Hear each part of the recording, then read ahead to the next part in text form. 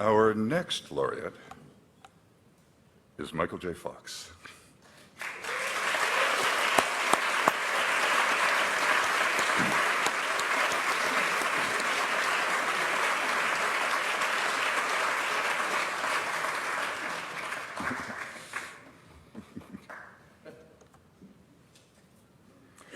A respected and accomplished actor, well known for his award-winning work, originally on television, Family Ties, Spin City, in film, the Back to the Future trilogy. Other credits include dramas Light of Day, Casualties of War, comedies Hard Way, Doc Hollywood, Life with Mikey, The American President, The Frighteners, and on and on. Oh, and I can't forget Mars Attacks.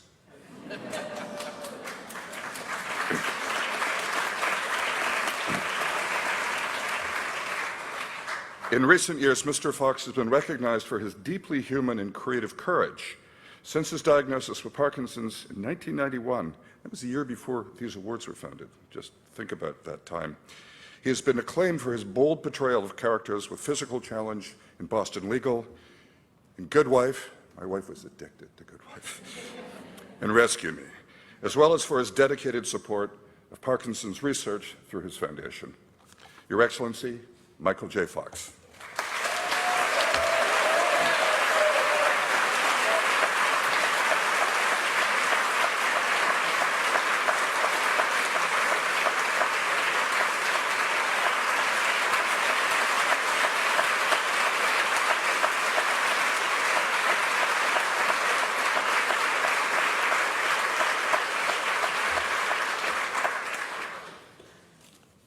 And to fold this up in my pocket. Your Excellency, honored guests, mesdames et messieurs, je suis très reconnaissant et ému pour votre gentillesse. Merci infiniment. Happy sesquicentennial. When I think about Canada, my country, I think of its majestic beauty, its diverse culture, its vast distances, and the spirit necessary to overcome them. I point to that national sense of curiosity and to some specific Canadians when I consider my own journey as a performer. My dad served 25 years in the Canadian Army.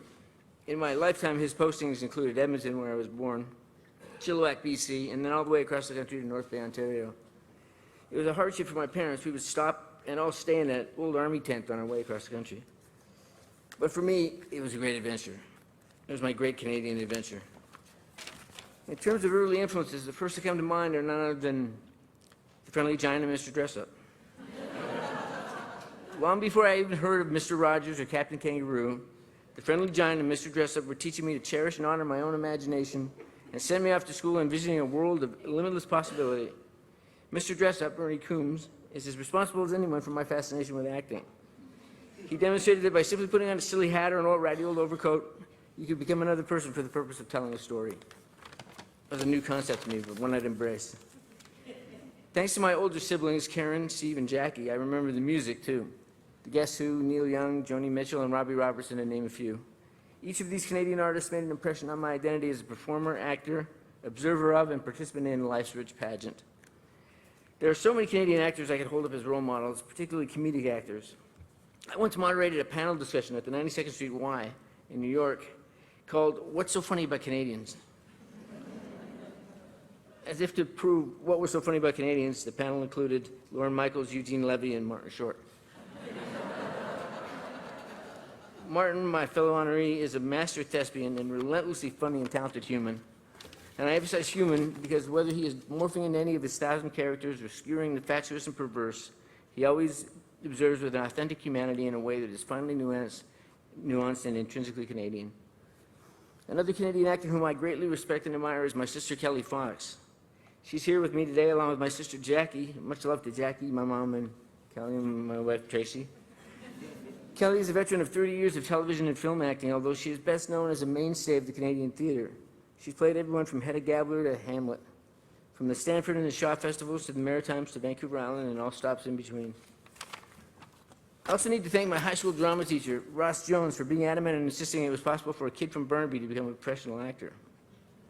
And Vancouver Arts Club director Bill Millard for my first job on stage and the chance to learn from some of Canada's finest actors. I'd like to thank my wife Tracy for her heart, my mom for her soul, my father for his courage, my siblings for their irrepressible humor, and my children for my optimism. And I'd like to thank Canada for the warm embrace of home. One last thought. I often go to Rangers games in New York, and when Canadian teams come down, as Ottawa did so successfully in this year's playoffs, boy, that was really a heartbreaker. I sing along to both anthems with my hat over my heart. But I tend to sing O Canada just a little louder and with a tad more confidence because I learned it first and I know it best. I'm deeply humbled by your generosity in including me among the esteemed honorees here in Rideau Hall. Encore une fois, je vous remercie du fond du cœur.